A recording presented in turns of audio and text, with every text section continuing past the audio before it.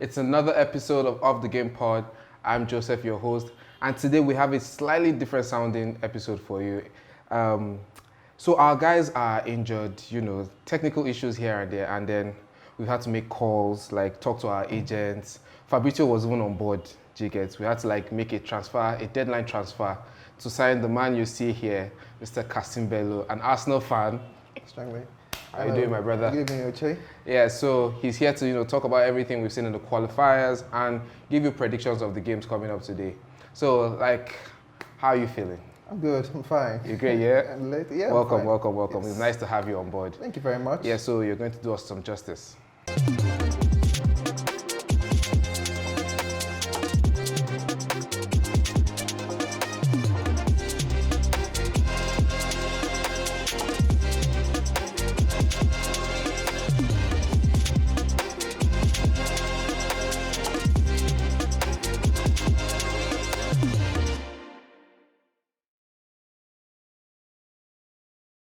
So, my brother, AFCON Qualifiers. Nigeria has qualified. How did you see the game? Yeah, it was a very good game, and we're a bigger team compared to South Home. Yeah. So we ought to win. And thank God we won, and by a very good margin. Okay. And generally, we don't have a reason not to win the AFCON. If you ask, I feel we are the favorites. If For you AFCON? ask me. Yes, if you ask me. You think we have the firepower to win CAF? I feel we have the firepower, everything. Okay. We're just like the Man City of Africa right now. That's a bold No, I'm not just capping because I'm a Nigerian. I feel we have the firepower. We have everything required to win AFCON. Really, Okay. we do. Okay, so you feel was this game like any form of signifier? 6-0 against South Africa and Principe. It sounds loud, but they're not one of the top teams in the world. And how would you narrate it? Yeah, that's why I said we ought to win the game. I feel it's more like a friendly game. I wouldn't consider that as a competitive game.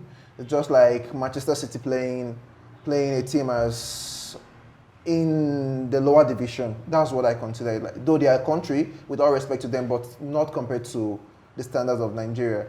And as a signifier, as I said earlier, yes, we have everything required. We have a proper striking front line.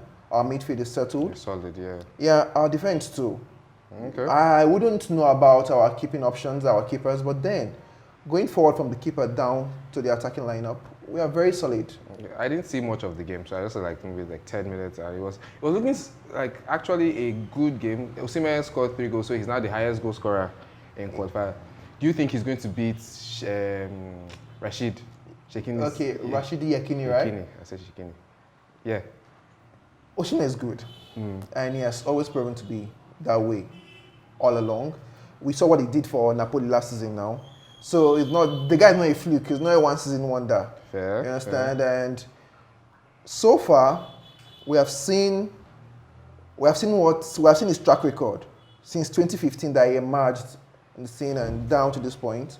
We have seen what he has provided, and I strongly feel that he will not just surpass Yekini, he will break and shatter the record and set a new record, maybe for people coming to fight towards. But the guy he will. I believe that because showing what he has done, like you said, in Napoli, and then the signs are reaching, he's one of the best players in the world. And he's barely 26, I think he's 25, right? 25, yeah. So you see, he's still, though let's keep African age aside, really, but let's believe he's 25. I think it's clear. So 25, and Osimhen still has about 10 years of his footballing career. So what if we met a side like Senegal? Although most of their players are now playing in Saudi Arabia, how would you think we'll play against them? How do you see that kind of matchup? Okay, when you say most of their players, you have the likes of Mane, and I think their keeper, right? What is it? Mendy. Yeah. That's just 3-4 players. I think that cannot really. I think that cannot really tell.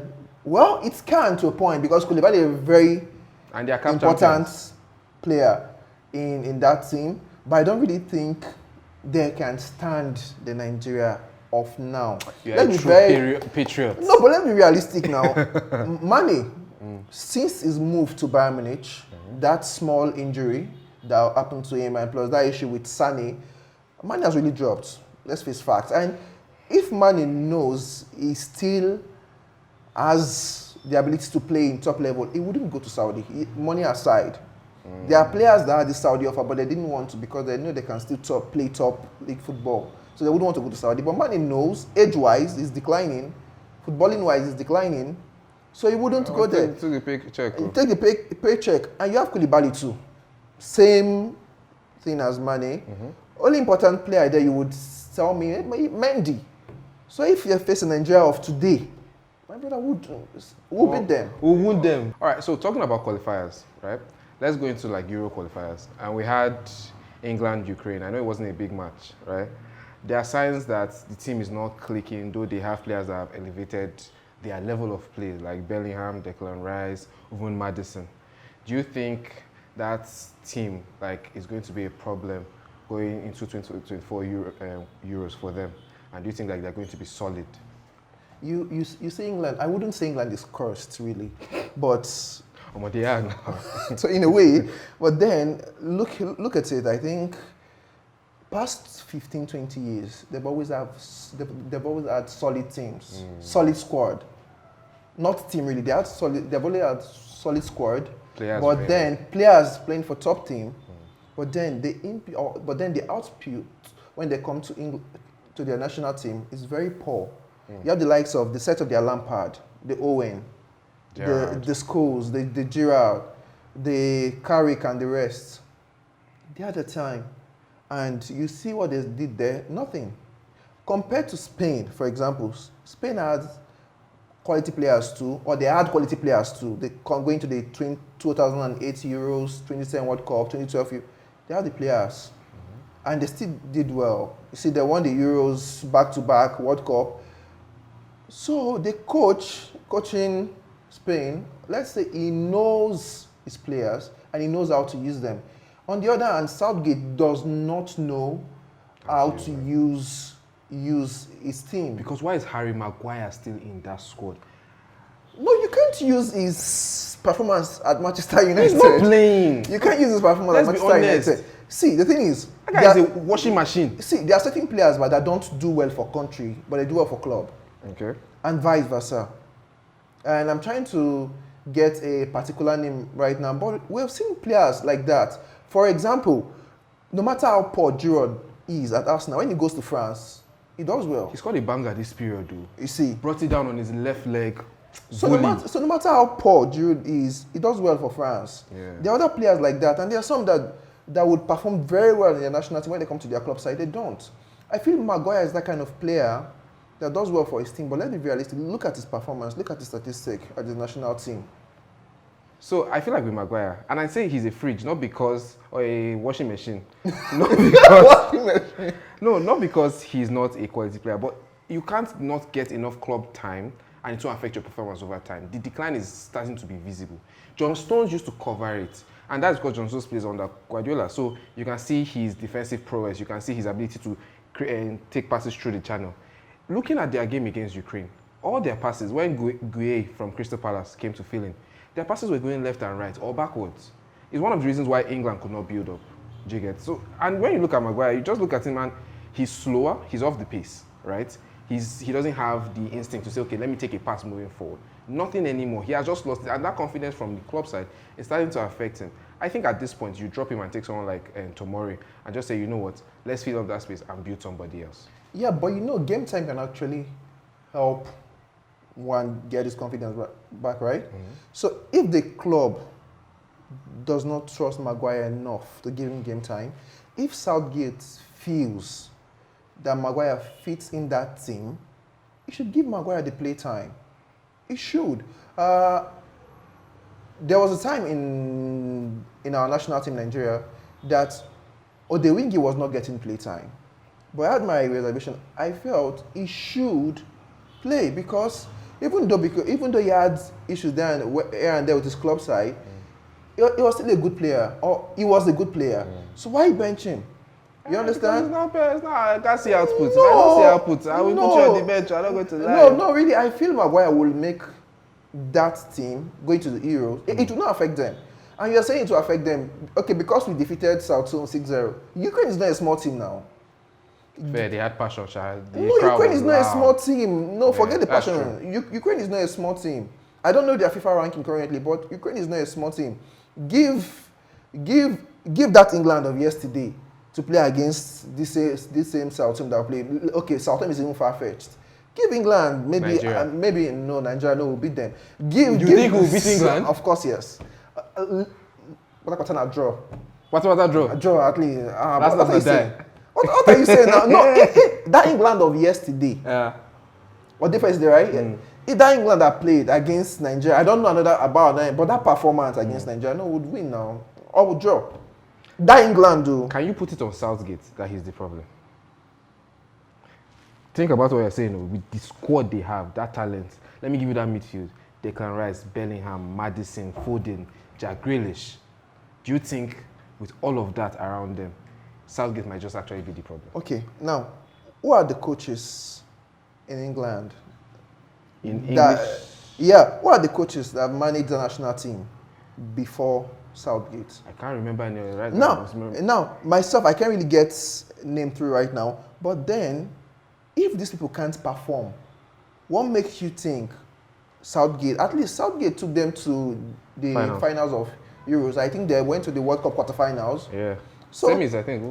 Semis. 2018. No, this current World Cup that It I was just quarters finished. now. It was quarters. Yeah. So that's Lost for to coach. France, so Yes, and France is not a small team now. fair enough. France made it to the final. So, to me, sir, I was even predicting to be France, England as final, really, because I felt they played the final before the final. You understand? Was it Kane penalty? Was it Kane penalty? Yes, I think he scored one and missed the other. Yeah. So look at this. So look at this now. You say if these coaches before Southgate cannot deliver, what makes you think Southgate is the problem? So you're thinking it's a mentality? I feel it's the mentality, and as I said before earlier, I feel they're probably cost. Really, because I wouldn't see a reason why you would lose to Italy. They were the better side. Yeah. And going deep down, maybe because of Bukayo Saka, I was tipping England to win this World Cup. That is just my bias because of how much I like Saka. And not just because Saka, they have the team. They have the team. It's solid. They have the team. See, we're just talking about the defense now. Look at the midfield. Look at their attacking prowess, yeah. prowess as well. Their strength when it comes to attack. Rashford, Kane, Grealish, Saka. You Ivan go Toney, on there's and depth. on and on. And Ivan Toney is one player that I really do rate. Yeah. I rate the guy highly. If not for this issue he has, I personally would want my club to sign him. The guy is good. So imagine that attack, and you're still not. And this thing where I tell you, it happened before. Ivan Toney, we have Darren Bent. Harry Kane, we had Owen. So you have players. Rooney. You understand? Yeah. If the likes of Rooney, Lampard, and Gerrard cannot win a World Cup, they didn't go final. It was quarters, I think. Quarters and semis. Quarter and semis. I think there was a time they played. I think 2006. They lost on penalties against what team? I can't remember. Portugal. Was it Portugal beat them now. 06 that there was that Rooney Ronaldo rift. No, there was a time that Lampard missed a penalty. Was I'm not sure the year. Lampard missed the penalty. Gerrard missed the penalty. But the point is, if these guys cannot help England win a trophy, what makes you think the problem is Southgate? So, for example, now let's say you put in a Guardiola into that system. You know, he has been touted after 2024. They want to bring him in to manage those players. How do you think that entry is going to work? Like, do you think Guardiola will be able to bring out the best in these boys? Guardiola will do a massive, there's a word for it. I wouldn't say, would I say, should I use the word a massive renovation of the team? There's every tendency that the players you're seeing right now in this current team wouldn't make Guardiola's team. Not because they are not good, but possibly because Guardiola has his reservations and things he looks out for in a player. And I feel really that Guardiola might still struggle. National team is a different ball game. National team is a different ball game to club. I'm trying to get I think Luis Enrique coached Spain, right? But you see what he did for Barcelona. Though you wouldn't say he achieved as much as Rijkaard or Guardiola, but he did considerably well. I think he won the Champions League. But I'll stop you there. Why? Because look at Guardiola's system. He's a coach that adapts, right, to Okay. systems. So one thing we will say is he's a very good training ground coach. Is why it actually translates. And he's not people. A lot of problems people think he'll face is that he doesn't have enough time to work with them day in day out. Well, you are now the national team coach. You have constant contact, right, and the entire scouting system of the nation. I think if you're working with them, you're just going to constantly like feed them information. Hey, I noticed this is what you did, right? This is how you can do better. Once by the time you're looking at that, picking them one or two, you're sending them information because from what I've understood from his training staff, right, and his coaching staff, they feed you with information about yourself, about your recovery, about your skill sets, what you can do better, all of that. It's a huge amount of information. It's the same thing company did when he went into Burnley. Okay. Yeah. So this kind of thing, he has a year to now be sending you those information for you to constantly improve yourself. And I think looking at those players, for me, as like imagine I'm playing under Guardiola now, for example. Like let's picture this thing: we're playing under like a Nigerian team, and Guardiola is now our coach, and then he sends you information. Do this in practice. Do this in your own spare time. You know, go do it. See, giving out information and carrying that information out in person or in practical are two different things. Okay. See, Guardiola works with his team day in, day out, every single day. So the fact that, see, there's a way that you would control the ball today and give out a pass that I will not be comfortable with because it doesn't suit my style. If I tell you that via information, tell me, how would you? I feel being practical Consistently. comes to play. So the fact that I think Guardiola sees them just like 8 times in a year. Yeah, sure. You understand? Because after every 4 weeks, we go for an international. So you wonder if Guardiola doesn't have this much time. What makes you think? What makes you think he can achieve this? And we know Guardiola. We have seen the people that Guardiola trained. We've seen the likes of Ten Hag, Arteta. They are strong on exercise. They are strong on training. If you're not performing in training, damn your skills, you're not making, or damn your whatever you go, damn your potentials, you're not making it to the team. That's fair. So being present, that daily exercise, that daily training, daily information will help go a long way, and it will affect Guardiola in the England national team. All right. So let's actually go to the other side of Manchester, which is Manchester United. Okay. That club is in shambles, my guy. Like, Omo, if it's not Maguire today, Sancho tomorrow, then there's Anthony today. Would you say Man U is still like a top team? Or they are just going on vibes of their past glory, like Liverpool that year, before Liverpool came back? If you ask me, I will tell you something now. 2018, 2019, 2020, Arsenal was not even regarded as a top 6 team anymore. When they were mentioning teams, they would mention City, Liverpool, Chelsea, Spurs, United, Leicester. No, Arsenal. Yes! Oh, you're an Arsenal fans. Arsenal fans, do you agree with this man? No, I'm telling you. He's dragging you guys through the mud. No, my brother, this thing trended now that even rival team were bantering Arsenal because Leicester was supposedly doing well. This guy, after his title winning campaign, this guy that came from Liverpool? What's his name? This guy from To where? Liverpool to where? No, from Liverpool. He didn't have a club. Then he went to Leicester City. Brendan Rodgers. Brendan Rodgers. Look, Brendan Rodgers just messed up. I think 2 seasons before he left too. Before then, Brendan Rodgers had been doing very well. So those times he was doing well, they're like, Arsenal back come off for top 6 now. And by then we're going through a lot. I think the last time Arsenal finished top 5 was in 2019. 2020, I think we finished 8th, and then 7th.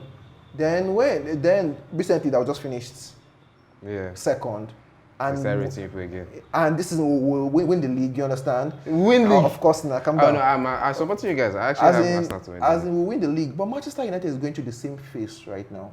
I feel they will go through this phase and they will overcome because I feel overcome us 1.85 billion. Overcome. I feel it has to. I feel it's a project thing. If you ask me, but which project? It should be a project. They've gone through 6 coaches since Sir Alex, right? This is Moyes, Van Gaal, Mourinho, See. Solskjaer. What's his other name? The T- sporting director. Okay, what's his name? Ragnar. Sorry, what's his name? I think Ragnar came in, right? That guy, you know the person I'm talking about. And then this Ten Hag, 6. Now, see, I don't know about Manchester United fans, but the mistake I feel they made then was letting go of Moyes. Then, no. I see. Yes, because yes, Moyes messed up, but compared to what we are seeing now, Moyes has still done better than some coaches now. Because if you look at how many players did Moyes sign, Moyes had the likes of Van Persie declining, Rooney declining. These players he had then, if they had invested this money they are investing now on players, Moyes would have done well. Let me ask you this. Talking about money they've invested, you are talking about Sancho and Anthony, for example, right? And Maguire. And you one and only refrigerator. Do you think there's like dissent among the players, like not having their head, like everybody's head is on the swivel, they're just behaving anyhow? You wouldn't just restrict that to Manchester United now. Really? Really? I feel it's a player thing in this generation now. And why we are very concerned about Sancho and what is it called? Sancho and Anthony is because of the big money. If Manchester United had purchased Sancho for like 30 million, they would just toss him aside and they wouldn't bother. It wouldn't so really, like Greenwood. So for example, like somebody like Greenwood now. So if Sancho doesn't do well, you guys can just toss him aside. You understand? Who's you guys? I'm not Sorry, Manchester United can just toss him aside. Because, and secondly, I feel Sancho would do well if he had come for a lesser fee. Because there will be no pressure. Here we go. So, in line with our transfer issues, we just made another signing and he's here on the pod. He's sat and we have him together. This is Charles and Kanga. Welcome. It's nice to see you face to face. How you doing, my dear? I know, which guy here we go again. This is, you are here. Yeah, how do you feel? How do you feel? Top striker. I feel shy. Two Londoners, Arsenal versus Chelsea. Oh, man. Interesting. All right, how do you guys feel about United? I don't feel they're a top club anymore. So, Charles, is United still a top club? Manchester United. I think they are trash, especially with the refrigerator at the back and then 9 injuries, and they've just been. I feel like, You sound like Ozzo, but okay. you know, like, Yeah. not to be biased. Yeah, I feel like. Not to be biased. I feel United, financially, they're still a big club. I feel they. After losing 600 million. Yeah. I feel like.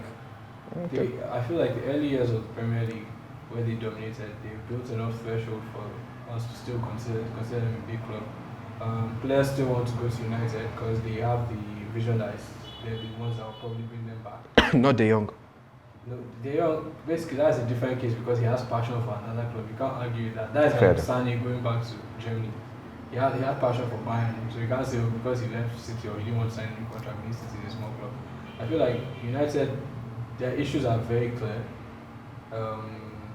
They have ownership issues, which is like 20% of the problem. The other 70, 10 probably 10 from like the players and the passion that they have to play for the club after they sign. Well, the remaining 70 is from like the scouting system. Wow, do you agree? I disagree. Because if 20% is just from the Ownership. ownership of the club, I don't think scouting system is a problem. I don't think scouting system is a problem because, as you rightly said, they are bringing in the players they want. Because the scouting team wouldn't just go out and get a random player, and the coach would tell you who he wants. Then they bring him in. The kind of profile. The kind of profile he wants. So personally, I feel Manchester United is still a big team. I feel they have not just gotten the manager thing right. That is my take, if you ask me. Yeah. People say, look at what he did is in Ajax, you look at his antecedent, you look at what he has done. So, but you can't compare Ajax to Manchester United. You understand? That's why I miss Callister. Pedigree. You can't compare. You cannot compare Faggy to those that have, yes, they don't make the likes of Faggy anymore. You understand? But I feel the closest they would have gone, I think when Guardiola left Barca, he was 2 years without a club, right? Man, you didn't go for him. Was there any form of supposed? But actually, so following that story you just talked about Guardiola, right? Ferguson didn't want Guardiola. Manchester United thought about it because at the time he didn't have a club, right? It was not like Fergie said no. He wanted to pick his successor, so he picked Moyes. Actually, do you even think Fergie might be the problem with Manchester United post Fergie? See, generally, I feel coach is staying too long. Actually, not good for clubs. Same thing that Man U is going through right now. Arsenal had gone through it, or possibly still going through it. There's still some sort of residual effects of what Arsene Wenger did. You understand? Aside the what is it called, the invisible, Arsene Wenger did more harm to Arsenal than good. But that's a topic for another day. But if you ask me, I feel the management of it, like the coaching system. What is the result of Ten Hag now compared to Social, the sacks? What is their statistics like? What are they? You understand? So you compare and contrast. I feel Manchester United are becoming like Chelsea. They are not patient, but if they are giving Solskjaer more time and invested in his project, maybe Manchester United will be doing well now. Okay. But long story short, I feel it's just a manager thing. Okay. Charles, when I said the thing about Fergie. Oh, me, you guys already know, like, from other episodes, I already said I think Fergie is a fraud now. Like, from time. He's a problem. No, I think he's a fraud, man. He's a fraud? From time. So, me personally, that's a whole conversation for a different point. But on the personal, I feel like Fergie picking Moyes as the successor, I feel like they were tactically apart. So, what Fergie could have done with that team, Moyes was never going to do with that same team. And the issue with United, why I say scouting system, is because scouting system for me also goes to player profiling and all of that. That's why you can see City and United spend basically the same amount of money. Yeah. But then you can see the difference, like, oh, both of us have possession of the ball, but you are taking your chances, that kind of thing. So I feel like with United, the issue is, like he said, not giving managers time. But even at that, is the deadwood that new managers get when they come to the club. Because, for example, Phil Jones was there dodging transfer markets. I don't know how that guy achieved that too. It's literally, and Arteta had the same issue as well when he had to like get the deadwood out of Arsenal. I feel like Arsenal currently now, they probably have 1 or 2 dead logs around. United just got rid of this brother. Fred? Not Fred. This brother stayed for a long time. Like, he was claiming servants of the club. What exactly? Someone of the club? Phil Jones? Phil Jones, was it Phil Jones? Phil Jones just became a coach under 18 coach. There's somebody that United just let go of. I don't know if it was, but I know that there was a large chunk, especially under Solskjaer, Mourinho as well. I feel like every new United manager has got a large chunk of debt with that. They probably don't want to move on. Like now, you can see Ten Hag is trying to move on. Yeah, doesn't want to go in there. So obviously, you can't just rip up. Oh, they here. Okay, I'm calling them. That's not. Yeah, that's unfair. Come on, 12 years and a couple I'll keepers. take him at Chelsea, bro. Free agents in a heartbeat. I'll take him at Chelsea. Why? All right. Before we actually go on to other Premier League teams, I want to say something about United. My producer might not like this because he's a Man U fan, true and true. But this is going to hurt. I think United should just take like a Brighton-Brentford approach, which is create a system, like you said, scouting profile, right? Create a system that regardless who comes on board, you make the coaching part of the unit, which is your coach should be someone that can fit into what you have designed, right? Meaning you're getting a kind of player that fits a particular profile and a coach that can use said players. Like if you, for example, you get a Van Gaal who plays a bit of attacking football, counter-attacking, but then the next person that comes after him, okay, you can even say Mourinho is close, right? But Mourinho is very defensive compared to someone like Van Gaal, right? And he's going to play almost just that one goal and it's fine. They said it wasn't attractive. They got passion merchants in Solskjaer that will ginger. But then it's very, how will I say, anyhow, right? Like, yeah, just, okay, this person is good, let me try him. This person is good, let me try him. It's not coherent. There's no plan moving forward. And I think at first, maybe changing the director, they thought it would work, but Glazer's out, right? Yeah, Glazer's out. I feel like the Glazers don't even, like, the issue isn't really the Glazers because you can't sign players 60 plus million, 70 plus million and still be blaming the owners. I feel like you should learn to let go of players. Like, bro, like. Arsenal just let go of Pepe now, 72 million. Exactly, let go of players. If it doesn't work, it doesn't work. Like, we still have Marcel. Marcel is literally has been there for almost 8 years or something. He hasn't scored. Martial has been in Man U for 8 years. Like, bro, like sometimes some players just have to go. Like sitting out here thinking Nathan Redmond is going to turn into Zidane or something. Bro, you just have to let some players go. It's not working. It's not working. Get in different players. Brush, like, bro, like how you let go of Lacazette and Aubameyang straight. Yeah. Bro, it's not working. Just like. All right, so United are actually going to be playing Brighton in their upcoming game. Who you guys think is going to win that thing? I think Brighton is about You know okay. about United.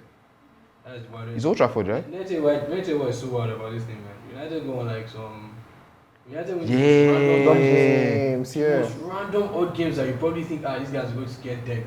I rather United will pull up with some Like against Man City, for example. Exactly. No, Man City is different. Bro, like all these teams like Newcastle, Brighton, United will, especially at Old Trafford, United will pull up with some mad results.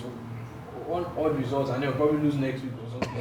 You understand? So, Back to default. yeah, they'll probably dead Brighton and then like, you know, next week probably lose to like a Fulham or a West Ham or whoever they're playing with probably.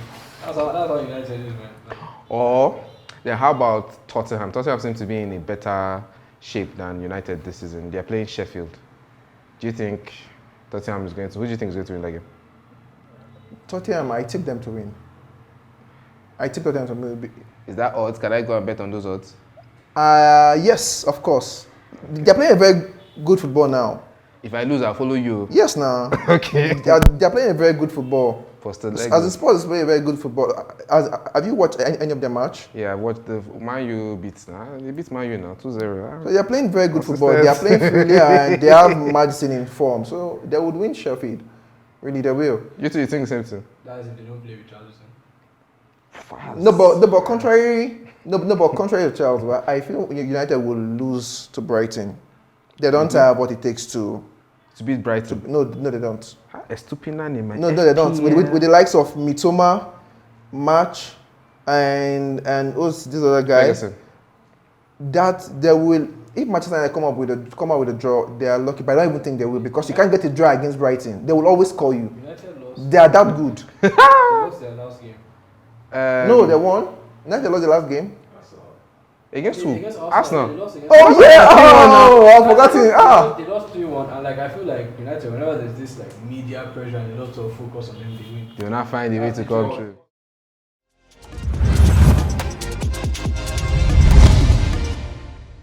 Alright, so while recording, this just dropped for us. Paul Pogba, your favorite Manchester United and crazy hairdo dude, has been accused of doping. The former Manchester United midfielder has 3 days in which to respond to the charge and must produce a counter-analysis of the results. Per journalists, if Pogba is found guilty, bans for doping in Serie A can carry suspensions from playing from 2 to 4 years, leaving the 30-year-old in significant amount of trouble. Guys, Wow, that's big.